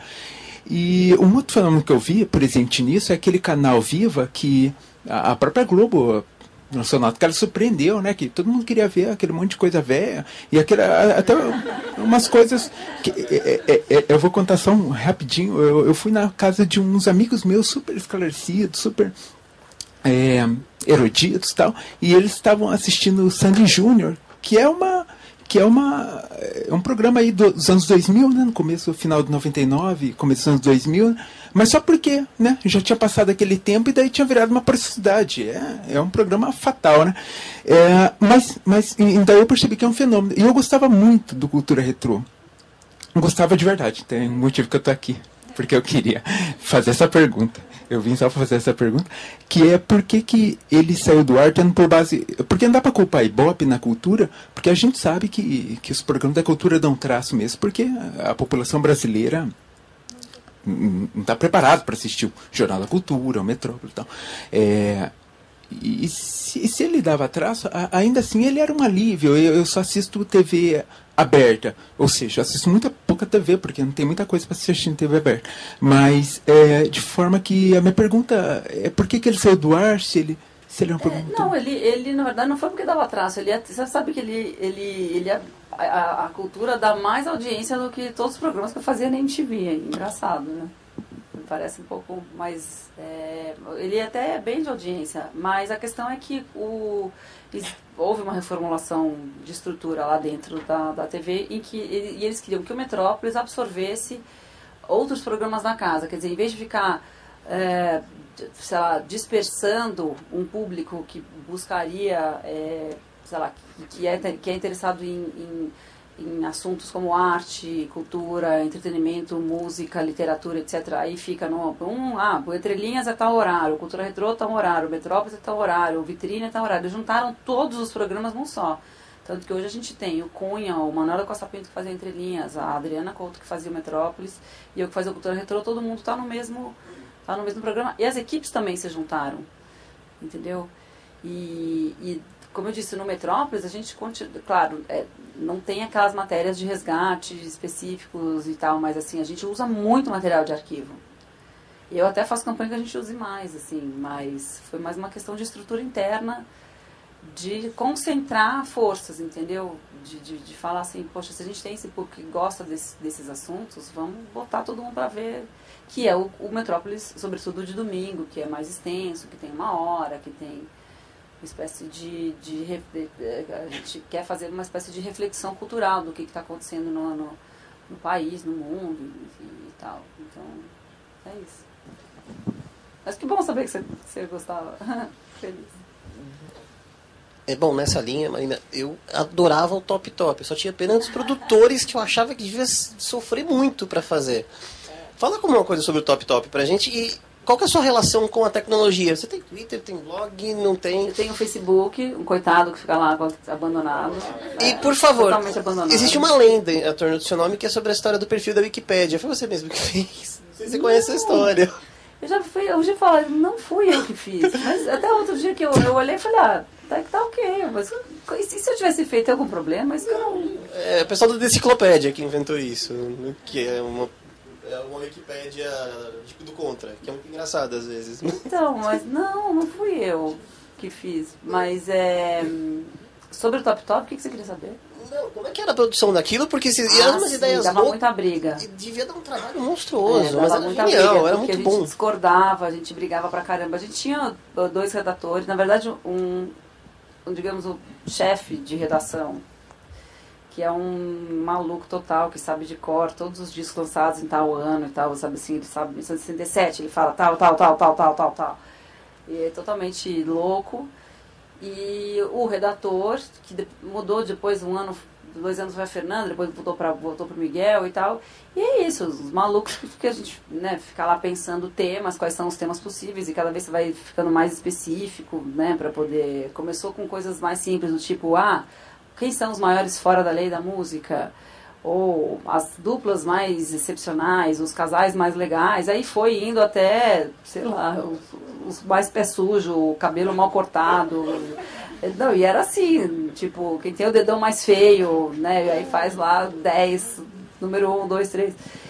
E assim, e é um programa que ele saiu do ar, depois, porque fazia muito sucesso, voltou. O programa ficou muito tempo no ar. Dos programas que mais tempo, fora o Disque, que era o programa que ficou mais tempo no ar na história da MTV, eu fiz 2 que ficaram mais tempo no ar, que foi o Top Top, 4 anos, ou 5, e o Meninas Veneno, que foram 4. O Top Top foram 5. E é isso. Não, era uma briga louca lá dentro. A gente brigava de se xingar, assim. De falar, tá louco esse disco? Piores discos. Aí uma vez botaram Gil e Jorge. Eu falei, vocês estão loucos? Vocês estão loucos? O que vocês têm na cabeça? Então a gente brigava muito. Mas era muito divertido fazer. Blog não. Twitter também não. Twitter ainda não. Eu vou fazer um dia. Eu falo todo dia isso pra minha empresária. Você está perdendo dinheiro. Porque hoje em dia quem tem Twitter assim, e tem muitos seguidores, sei lá, faz propaganda. Você tá por fora, Marina. Tô por fora. Tô totalmente por fora. Eu vou fazer mas eu tenho que fazer um Twitter, eu tenho que competir com a Luana Piovani. Já viu o Twitter da Luana? Então eu vou fazer só para competir com ela. Só mas isso que eu te perguntei, você não teve tempo de me responder aquela hora. Mas o Twitter da Luana é da Luana mesmo, é fake? Luana. Não, ela se orgulha. Ela se orgulha disso. Vale a pena conferir. Legal. Boa noite. Meu nome é Eduardo, minha pergunta é para o Duva. Duva, dentro do seu trabalho existe assim, uma preocupação com, digamos assim, aferir os estímulos visuais, alguma contraindicação? É uma pergunta particular minha, eu não poderia sair daqui sem fazê-la. Eu senti muito desconforto com os estímulos visuais muito rápidos, enjoo, essas coisas. Quando você faz um trabalho desse, você procura, digamos assim, aferir se alguma criança, um jovem, ou mesmo uma terceira idade possa se sentir incomodado? Existe essa preocupação? Existe. Claro. Muito obrigado. Antes do trabalho, inclusive, tem aviso no local fora, para quem vai chegar, e também na tela, falando se a pessoa, por exemplo, tem epilepsia fotossensitiva para ela sair do recinto, se a pessoa tem algum distúrbio de alguma... pode sair. E acontece, né? Mas para mim aconteceu uma única vez, assim, foi interessante porque nesse dia, que foi está tendo uma exposição grande da história da arte e tecnologia brasileira no Sesc Santo André, e ao longo desses meses, 3 meses de exposição, tiveram algumas performances. Então eu fui fazer esse trabalho, inclusive. E eu estava lá fazendo a passagem de som e vídeo, passei por essa tela. Aí veio uma pessoa que trabalha no Sesc e falou assim: nossa, ainda bem que você me avisou. Dispara, em 10 segundos a pessoa tem uma epilepsia, né? Entra em estado epilético. Né? Então claro que a gente tem essa preocupação, a gente tem a preocupação de estudar a respeito também, para poder ter, e mesmo porque para fazer um trabalho desse, assim, a forma de produção, como eu falei, assim, ela é muito extenuante, né? Então esse trabalho eu fiquei ensaiando mais de um mês, com uma tela grande muito perto de mim, então assim, eu sentia bem esses efeitos desses pulsos da imagem, né? Mas é a proposta do trabalho também, né?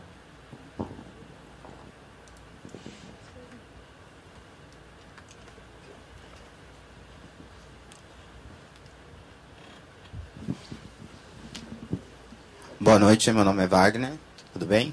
Eu gostaria de fazer... eu acho que vai servir para os dois a pergunta. Eu percebi assim que universos relativamente de anos-luz de diferença do seu trabalho para o trabalho que a Marina executa. E me parece que já há uma apropriação de um para o outro. Vocês já perceberam esse fenômeno?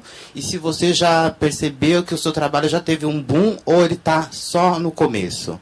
Ainda tem muito que se desenvolver e ainda atingir o status de maior visibilidade. Eu posso começar. Na verdade, eu estou fazendo essa pergunta porque eu já vi filmes em cinemas que tem alguma relação. Eu posso, não me lembro exatamente se foi Beleza Americana, que tem uma cena muito legal, que eu acho que é um audiovisual, que é o menino, né, o ator lá, ele grava uma sacola voando e tem uma trilha ali, um efeito que me pareceu que lembra o seu trabalho. Então, assim, eu desde o primeiro trabalho que eu fiz, assim, mudou muito, na verdade, assim, né, no sentido de não tinha controle nenhum sobre a minha potência, o que ao longo dos anos eu comecei a ter foi isso, exatamente, controle sobre a potência, né. O que eu faço, você sempre me pergunta assim, eu sempre fiz para poder ter condições de poder fazer melhor e poder ter desenvolvimento no pensamento. É só isso que eu busco, assim, e não é pouco. Então, assim, realmente eu estou num lugar que, assim, que não sou só eu. Assim, tem inúmeros artistas que estão nesse mesmo lugar, que, assim, já ganhei todos os prêmios que tinham para ganhar, todas as bolsas que tinham para ganhar, todos os editais que eu tinha para ganhar. E não vou ganhar de novo, porque não tem. Então, assim, não é aqui, é no mundo inteiro que funciona assim. Então, realmente, é o ponto, assim, ou o mercado começa a me absorver, ou eu não vou ter dificuldade de fazer os trabalhos normais, e fica sempre limitado, o trabalho fica um pouco limitado em função da disponibilidade financeira que tem à disposição. Por exemplo, um PROAC, ou então um prêmio de videoarte da Fundação Joaquim Nabuco de Recife, que é R$25 mil. Entendeu? É pouco dinheiro para se fazer um audiovisual. Se fosse ter o pensamento, inclusive, de cinema, de produção, é o que um diretor de fotografia ganha para filmar, talvez 5 dias. entendeu? Mas, num certo sentido, assim, acho que é totalmente necessário continuar fazendo, primeiro, pessoalmente, enquanto eu tiver internamente essa motivação e essa necessidade, eu vou seguir fazendo. Por outro lado, é realmente muito importante esse tipo de encontro, por mais que esses universos pareçam díspares, diferentes, eles não são. Tanto a gente saiu da mesma base. Eu e a Marina provavelmente tem a mesma formação. A gente saiu da mesma base de audiovisual. A gente é VJ. Também. Parece que a gente se apropriou, né, dessa palavra, assim. Do visual MTV se apropriou, né, da sigla VJ, assim, sendo que o trabalho de VJ da MTV não tem nada a ver com... Não preciso explicar isso pra vocês, ó. Mas em relação a... Quem fez, gente? Eu acho que o cinema hoje, de uma maneira geral, enfim, em termos de tecnologia, o cinema está muito na ponta, né? Quer dizer, acho que nesse sentido existe um contato muito grande com o trabalho que, não que eu faço especificamente, mas com o tipo de trabalho que o Duva faz, o que é feito hoje no cinema, né? Sei lá, se a gente for pegar esses filmes assim mais tecnológicos, como, sei lá, vai de Guerra nas Estrelas, a Origem, até, né, você olha e você fala, nossa, como isso é feito, né? E nada mais é do que efeitos que são uma mistura de coisas feitas em computador, com softwares incríveis, com uma coisa mecânica que eles inventaram lá, e o cara fica pendurado andando de um jeito, sei lá, enfim. Você lembra uma cena na Origem que o cara fica andando de... Que é incrível, que ele fica, sei lá, como ele fez, né? É muito legal você ficar pensando.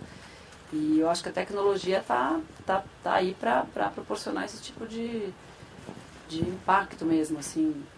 Sobretudo. Mas vocês acreditam que exista um cruzamento de linguagem? Eu achei interessante uma hora que ele citou o pessoal de Minas, que em Minas tem, de uma maneira, assim, vamos dizer, mais explícita, aqui no Brasil pelo menos, esse diálogo entre um cinema, vamos dizer, mais narrativo, mais convencional, e uma linguagem mais de videoarte. Embora eles... uma vez nós tivemos uma polêmica num festival de Brasília, eu não sei se você conhece o Elvésio Marins, que é um dos cineastas lá de Minas, de um grupo, até saiu desse grupo atualmente, chamado A Teia. E eles têm já tinha saído, saiu questão de meses, 2, 3 meses. Mas a gente estava dialogando com ele, tentando dialogar a respeito dessa questão da linguagem, como a linguagem cinematográfica com a qual nós estamos mais habituados, ela se impregna dessa linguagem da videoarte, das artes plásticas e tudo mais, né? E eu queria saber se vocês acham que existe um ponto de aproximação, se essas linguagens eventualmente se fertilizam entre si ou não, são coisas distantes, como é que vocês... Mas a pergunta é se existe um ponto de aproximação entre as linguagens. Entre as linguagens. Ou entre o nosso trabalho. Não estou perguntando exatamente se você tem ideia de fazer um filme narrativo com começo, meio e fim, um dia... Esse ano foi interessante. Eu acredito completamente que existe pontos em comum. Assim, e só dessa conversa já me veio 3 lembranças, por exemplo.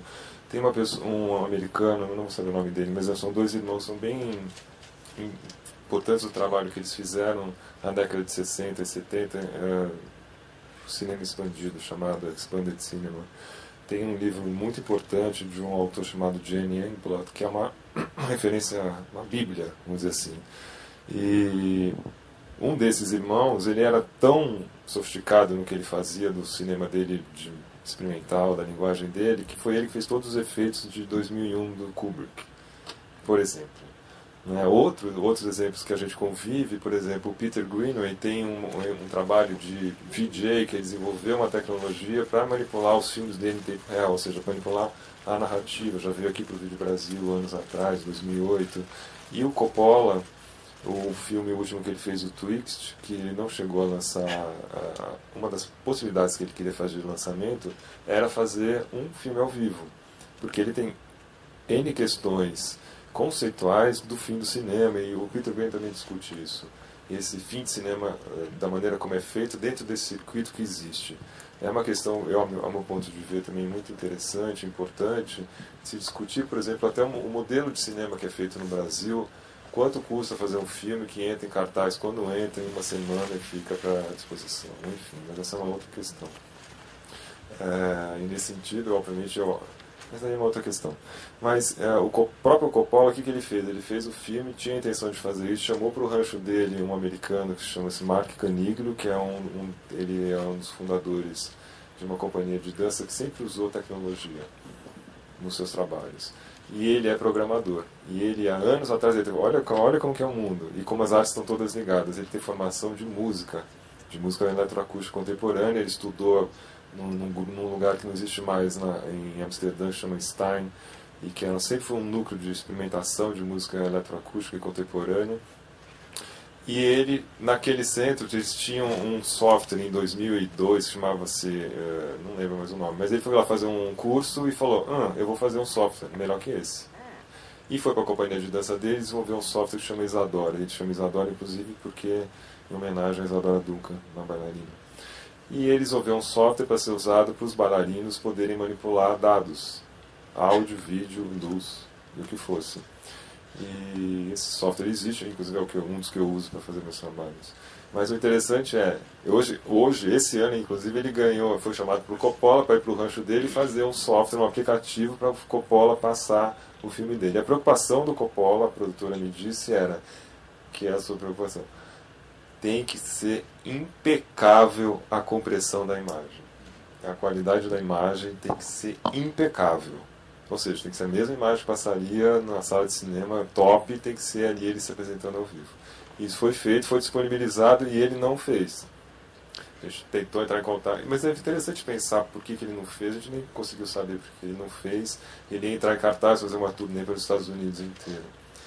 E é muito interessante assim pensar, porque eu não tinha essa noção, assim, porque para conseguir chegar na produtora dele foi um caminho do que é o cinema realmente. Assim, o Coppola é um mito, né? E eu aqui do meu estúdio não tenho essa dimensão do que é realmente um mito dessa história, da história dessa arte, né? E o que seria para ele como pessoa e como quem ele é se colocar em risco dessa maneira, com um filme que não foi tão bem recebido pela crítica, e mais do que isso, se colocar ali diante da plateia, fazendo a cada sessão uma montagem diferente, uma possibilidade diferente. Então essas Mas artes... o que é legal é que ele nessa altura do campeonato, ele ainda se propõe a, por exemplo, correr esse risco, a se arriscar nesse tipo de coisa. Ou pelo menos pesquisar e explorar e tentar ou entender pensar, o que ainda é, refletir, né? Ainda que seja só isso.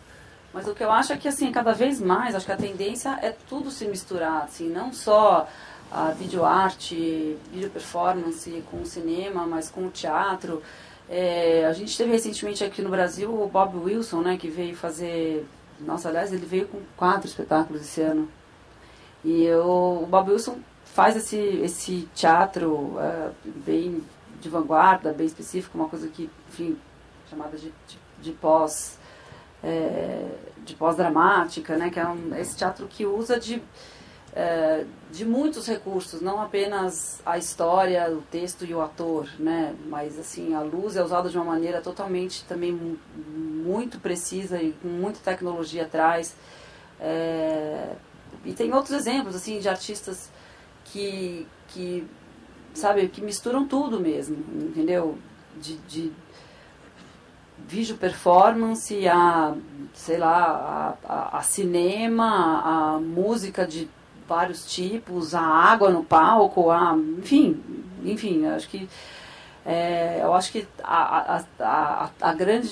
a tendência maior hoje, eu acho que é haver realmente uma convergência assim de todo tipo de expressão artística, cada vez mais, eu acho. Eu vejo meio um futuro um pouco nesse estilo, assim. E eu acho que é isso, para as pessoas de muito talento e de muita projeção, como o Coppola, por exemplo, se propõe a fazer uma coisa como essa, sei lá, a gente tem artistas que já estão consagrados nesse meio. Sei lá, Matthew Barney é um exemplo que me veio à cabeça, não sei se vocês conhecem. O Matthew Barney é o marido da Bjork, que também tem um trabalho assim que é muito impressionante, assim. Altíssimo apuro técnico misturado com uma coisa de vanguarda, né? Uma coisa não narrativa, às vezes é narrativa, mas assim, muito intrigante, assim, não sei, eu fico bem interessada assim, por esse tipo É interessante ver como realmente os grandes autores, os cineastas consagrados e tudo mais, não estão fechados para as novas tecnologias. Né? A gente tem casos, por exemplo, o Werner Herzog fez um filme em 3D. O Godard, que acabou de fazer aniversário ontem, fez 82 aninhos, o Godard fez um filme em 3D, fez ou está fazendo um filme em 3D também. Né? É interessante ver isso como... e o Coppola sempre foi, a gente falou de risco, né? O Coppola sempre foi um experimentador e às vezes perdeu muito dinheiro com isso. Né?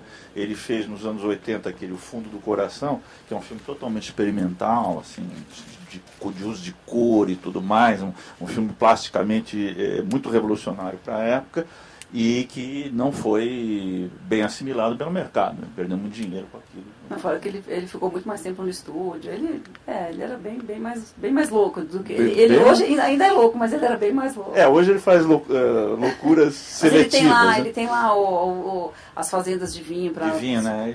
Ele ganha dinheiro com vinho e perde com o cinema. Mas você, Marina, você está na beira de fazer a tua primeira ficção, né? Que eu também vou fazer, até ia falar isso, acabei esquecendo, quando ela perguntou o negócio que eu lembrei do exemplo que eu dei o exemplo do No, né? É um filme que se passa nos anos 80, essa ficção que eu vou fazer. E eu tenho muita vontade de misturar imagens, mas aí de misturar mesmo, assim, eu não sei se isso vai dar certo, de misturar imagens documentais de época com imagens feitas hoje. Mas eu tenho muito pouco dinheiro ao mesmo tempo, então eu tenho as dificuldades, né, enfim, primeiro achar lugares em São Paulo que estejam conservados como há 25 anos atrás. Depois, selecionar essas imagens e ver o que dá para usar, porque com certeza uma coisa que eu não vou fazer é filmar em uma TIC, isso pode ter certeza que eu não vou fazer, não. Nem VHS, que era o que se usava na época, então... eu acho que tem essa coisa da pesquisa mesmo, da busca, de você experimentar e eu acho que assim como o Coppola tem que fazer sem medo de errar, entendeu? Mesmo que você erre, mas você não pode partir do princípio de ficar com o pé atrás, mas realmente experimentar. Acho que a gente tem mais uma pergunta aí. Oi, boa noite. Só vou pedir que tanto as perguntas quanto as respostas agora sejam sintéticas, porque eu recebi não um aviso, mas uma ameaça de que o debate deve terminar às 9h30, porque os funcionários têm que ir para casa. Tá bom? Tá bom. Eu sou a Paula, também estudo na ECA. Eu queria fazer uma pergunta para os dois. Então, a gente está nessa moda agora de falar que o Brasil é a 6ª potência econômica mundial e blá, blá, blá. Só que a gente não vê esse crescimento sendo acompanhado por um crescimento cultural, digamos. Então, queria saber de vocês que estão no meio, assim, como vocês veem essa evolução do Brasil, se vocês veem um bom caminho pela frente, se está muito lerdo, como que está isso, assim, na visão de vocês? Mas essa pergunta não dá para responder assim rápido.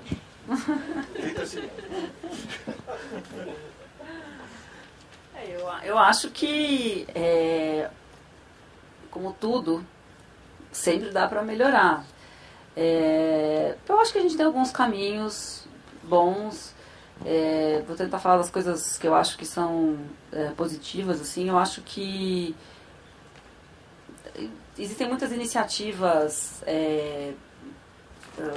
enfim, em prol da democratização, né, das artes em termos de difusão, né? Então, assim, eu não sei, a gente que mora numa cidade como São Paulo, a gente vive um pouco uma coisa um pouco especial, né? São Paulo é uma cidade onde tem muita coisa acontecendo, muita coisa boa acontecendo, e sempre tem coisas... esse ano, por exemplo, foi um ano excepcional, sei lá, a gente teve de Caravaggio a Bob Wilson, Bienal, Madonna hoje, Roberto Carlos, não sei, tem muita coisa acontecendo sempre, né? Quer dizer... é caro, muitas vezes. São Paulo é uma cidade cara, os ingressos no Brasil são caros. Então, tem várias discussões que a gente pode também, sei lá, entrar, mas em termos de produção cultural, pode melhorar, né? Eu acho que, enfim, tem muita coisa aí que precisa ser melhorada. Dúvida na tua área especificamente. Eu acho duas coisas assim. Eu pessoalmente gostaria de conseguir, acho que eu sempre dei muito mais atenção à produção artística do que à produção, vamos dizer assim, de um mercado, né, de atuação no mercado. Mas esse ano que passou, acho que a gente está se amadurecendo uma possibilidade de se conseguir um fomento para esse tipo de trabalho. Na possibilidade, por exemplo, se a gente conseguir uma verba de um filme de baixo orçamento, a gente consegue fazer pelo menos 6 ou 7 trabalhos, ainda consegue entrar em cartaz num lugar, porque esse tipo de trabalho precisaria ter uma sala para se entrar em cartaz também. Então essa é uma possibilidade que eu vejo para a produção e que é realmente necessária, porque os artistas passam pelo live cinema, mas poucos ficam desenvolvendo uma pesquisa de linguagem em função de não ter fomento. Então o artista, quando ele está, por exemplo, Beto Brandt, está com um filme que está com esse pensamento, ele vem acabar o filme no teatro e faz uma apresentação. Mas ele não volta a fazer, obviamente, porque isso não faz parte, não tem uma maneira de continuação do pensamento, né? Então acho essa uma possibilidade. A outra você como estudante da ECA, você tem à disposição, acho que as pessoas sempre tiveram, os artistas e os inventores sempre andaram muito juntos e mais do que nunca a gente tem a possibilidade, através de toda essa tecnologia que está disponível, e de mais do que isso, de entendimento que existem circuitos para a gente poder mostrar o nosso trabalho, né? Então, por exemplo, quando surgiu o Flash era isso, quando surgiu o After Effects era isso. O Flash, principalmente, foi o primeiro software que o artista tinha a possibilidade de produzir, programar e distribuir seu trabalho na internet sem ter nenhum intermediário no meio do caminho. O outro agora, por exemplo, para quem é escritor, o e-book é outro. Você faz o e-book, ou seja, faz seu livro eletrônico, coloca na loja da Apple, a Apple ainda ganha 30%, mas é muito menos do que uma editora ganha para você te intermediar. E você programa, você faz o design, você coloca, se você der certo, você vive disso. Por exemplo, se esse for o seu caminho. Então, assim, a gente tem que ficar realmente atento à possibilidade, enquanto produtor de cultura, de unir essas ferramentas que estão à disposição da gente e propor, né? É isso, então. Acho que a gente tocou em grandes questões aqui, que evidentemente eu não responderia no espaço de uma noite, de um debate, mas que aí ficam plantadas na cabeça da gente para a gente continuar a pensar. Eu queria agradecer demais, então, a presença do Luiz Duva, da Marina Persson e do público que compareceu, que fez perguntas, que participou. A todos muito obrigado e uma boa noite.